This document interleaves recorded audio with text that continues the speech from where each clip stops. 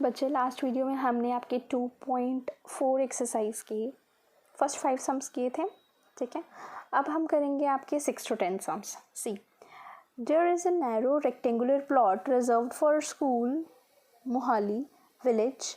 The length and breadth of the plot are in the ratio 11:4. At the rate 100 per meter, it will be cost the village panchayat rupees 75,000 to fence the plot. What are the dimensions of the plot? See, उसने आपको पूछा है dimensions क्या हैं, ठीक है। और dimensions होती क्या रेक्टेंगुलर प्लॉट की? लेंथ और ब्रेथ। लेंथ और ब्रेथ की ना बच्चे आपको रेशो दी हुई है 11:4। तो जब भी रेशो दी होती है आप उसको लेट कर लेते हो 11x 4x, और वो होंगी क्या? लेंथ और ब्रेथ।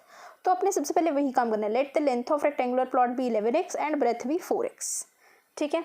अब रेट ऑफ आगे क्या दिया था आपको? फेंसिंग। 1 मीटर की कॉस्ट दी हुई थी फेंसिंग की। रेट ऑफ फेंसिंग पर मीटर लिख लो इसको, चाहे आप लिख लो कॉस्ट ऑफ फेंसिंग पर मीटर, वो क्या है? 100 रुपीज़। और टोटल कॉस्ट भी दी हुई है कि पूरी फेंस करने के लिए उनको कितनी अमाउंट लगी? 75,000, ठीक है। अब जब आपको दो कॉस्ट्स दी होती हैं, ये फेंसिंग की ही कॉस्ट है, टोटल फेंसिंग की, ये भी फेंसिंग की ही कॉस्ट है 1 मीटर की। तो जब आप इन कॉस्ट को डिवाइड करते हो, जैसे हमने लास्ट ईयर एरियाज़ में किया था, ठीक है, तो आपको क्या मिल जाएगा? पेरीमीटर, ठीक है। ये रुपीज़ कैंसिल हो जाएंगे, मीटर यूनिट में आपको क्या मिल जाएगा? पेरीमीटर मिल जाएगा। पेरीमीटर क्या है आपका? 750 मीटर, ठीक है। उसके बाद और आपको ये भी पता है पेरीमीटर ऑफ रेक्टेंगल का फॉर्मूला क्या होता है? 2 × L + B। L की वैल्यू क्या थी? 11x, B की क्या थी? 4x। वो पुट किया, इन दोनों को ऐड किया, 15x × 2 क्या हो जाएगा? 30x। अब देखो ये भी पेरीमीटर है 30x, ये भी पेरीमीटर है उसी प्लॉट का, मतलब ये दोनों क्या होने चाहिए? इक्वल। इन दोनों को इक्वेट कर दिया। x की वैल्यू क्या है आपके पास? 25। अब आपकी x 25 आ गई तो आपने लेंथ और ब्रेथ निकाल देनी है। लेंथ क्या थी? 11x, उसके अंदर 25 की वैल्यू पुट करो, मल्टीप्लाई करो, सॉल्व करो। सिमिलरली ब्रेथ 4x थी, x की वैल्यू 25 पुट करो, सॉल्व करो, you will get your answer. सिर्फ क्या था? लेंथ लेट की, ब्रेथ लेट की, ठीक है। बाकी दो जो आपको रुपीज़ में कॉस्ट्स दी हुई थी उनको डिवाइड किया, आपका पेरीमीटर आ गया। फिर उसके बाद पेरीमीटर का फॉर्मूला लगा के आपने पेरीमीटर निकाल लिया इन टर्म्स ऑफ x। उन दोनों को क्या किया? इक्वेट, ठीक है। बहुत ईजी था, इंपॉर्टेंट है ये सम, ध्यान से करना।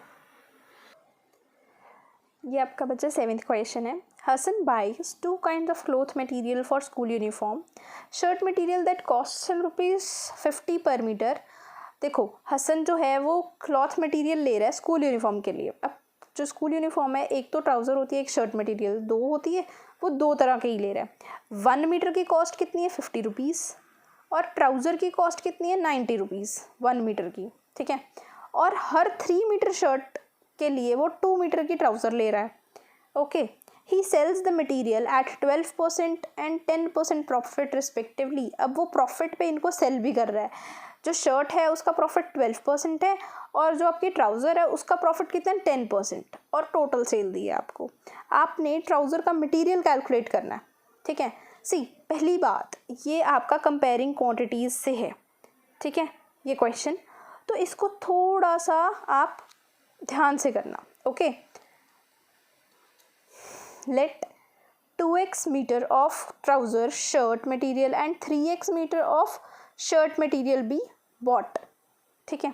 हमने सबसे पहले जो 2 और 3 की हमारे को रेशो गिवन थी ना, कि हर 3 मीटर शर्ट के लिए वो 2 मीटर की ट्राउज़र लेता है, तो उसी को हमने इन टर्म्स ऑफ x लिख लिया कि मान लो कि ट्राउज़र मटेरियल वो 2x मीटर का ले रहा है और शर्ट मटेरियल वो 3x मीटर की ले रहा है, ठीक है।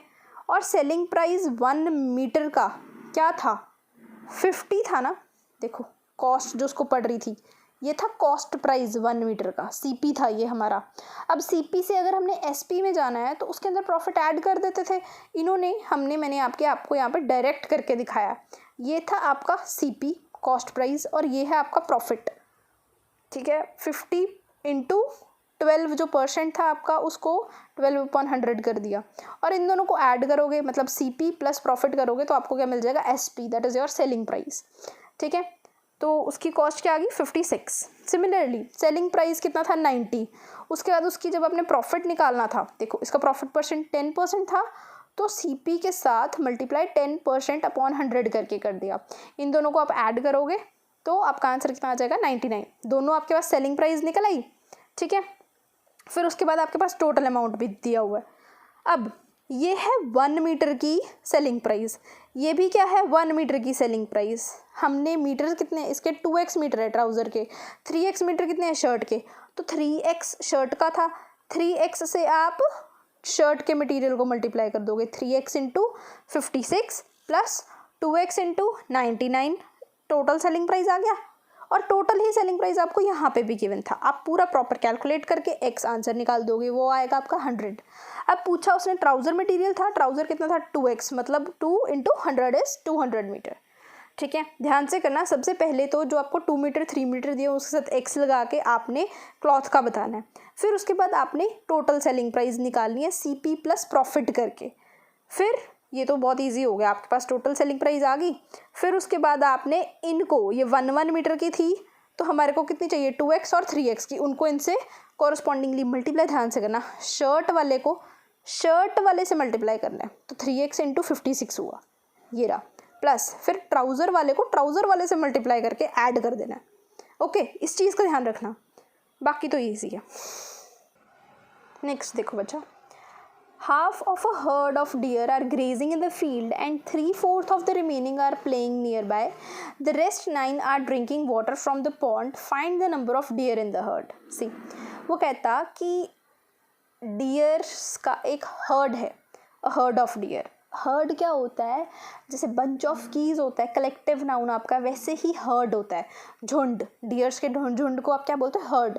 अब उस झुंड में कितने डियर्स हैं हमें नहीं पता, ठीक है, वही उसने आपसे पूछा है, find the number of dear in the heard. ठीक है, आप वही चीज़ लेट कर लोगे, मान के चलते हैं कि हर्ड में कितने डियर्स हैं, मान लो x हैं। ठीक है, अब यहाँ से क्वेश्चन शुरू करोगे कि half of herd of deer are grazing in the field, कि आपके हर्ड में जितने भी डियर्स हैं उसका आधा हिस्सा ग्रेज कर रहा है फील्ड में, मतलब x/2 क्या कर रहा है, ग्रेजिंग इन द फील्ड।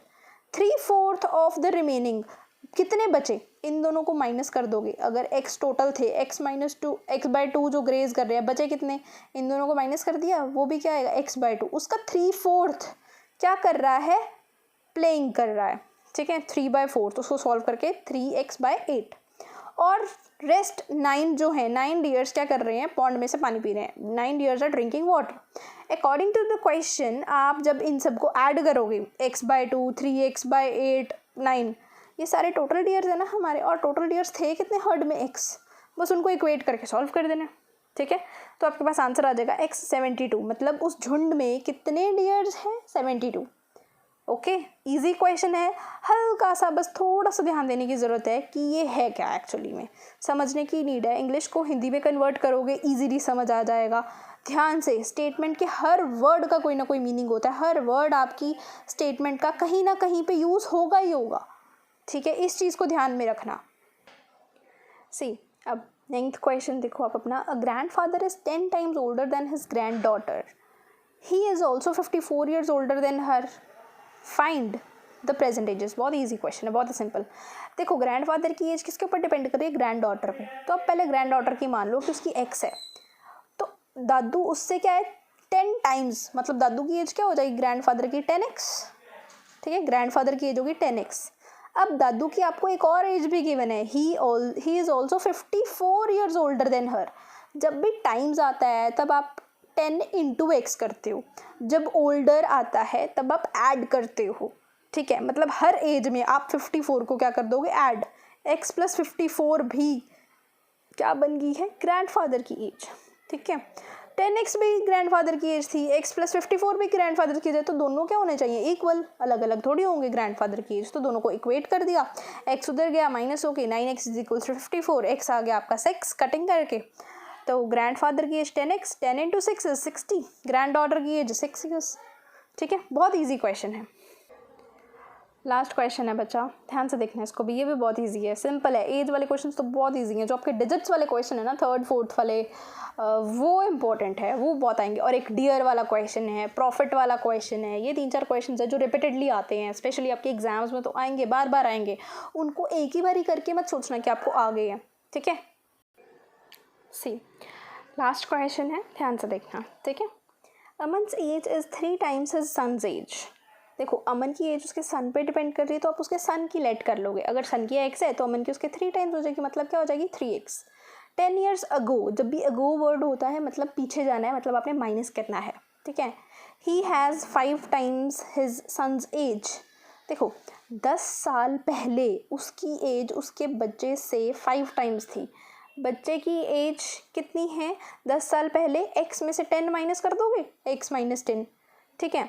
तो पापा की एज भी पीछे जाएगी ना, 3x माइनस 10, बट पापा की एज जो है वो 3x माइनस 10 10 साल पहले है, और वो क्या है 5 टाइम्स 10 साल पहले की एज बच्चे की, ठीक है।